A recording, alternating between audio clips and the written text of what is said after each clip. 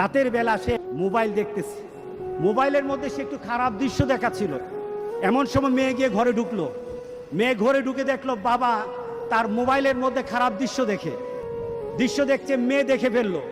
মেয়ে তখন বাবাকে বলল, একটা শব্দ বলেছে, লজ্জা করে না বাবা? মেয়েটা ঘরে চলে গেল। সেই বাবা যন্ত্রণায় ভুগতে আরম্ভ করলো, আরে আমার মেয়ে দেখে ফেললো, আমার মেয়ে কি কথাটা বলেছে, লজ্জা করে না বাবা? সে লোকটা অফিসে চলে গেল, অফিস করতেছে, কিন্তু আর ভালো লাগে না। মেয়েটা কি বলেছে, লজ্জা লাগে না বাবা? কিন্তু মেয়েটার যন্ত্রণায় সে হার্ট ফিল করলো। মেয়েটা এরপরে মারা গেল। বাবা যখন বাড়িতে ফিরে আসলো, বাবার মাথাটা নোয়া, লজ্জিত একটা মুখ। এখনই আমার মেয়ের সাথে দেখা হলে আমার কানে বাজতেছে, আমার মেয়ে আমাকে বলেছে, লজ্জা লাগে না বাবা? আমি কিভাবে আমার মেয়ের সামনে যাব? এই চিন্তা যখন করতেছে, এমন সময় দরজা খোলার সাথে সাথে একটা চিৎকার শুনলো।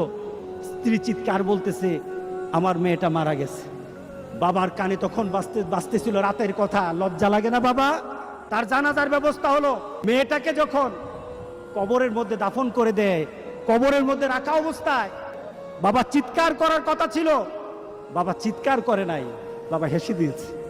তাকে জিজ্ঞাসা করলো, তুমি হাসছো কেন? আমার মেয়েটা চলে গেছে, আমার কলিজার টুকরাটা চলে গেছে, কিন্তু আমার জীবনের মধ্যে একটা আঘাত দিয়ে পরিবর্তন করে গেছে। যেই নীতিতে আমি আমার চরিত্রকে নষ্ট করছি, আমার ঈমানকে নষ্ট করে দিতেছি, আমার মেয়েটা হারিয়ে ফেলেছি, কিন্তু আমি আমার আখিরাতকে বুঝে ফেলেছি।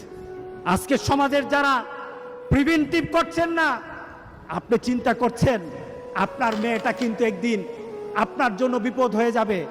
সুতরাং আমরা যদি হতে চাই ভালো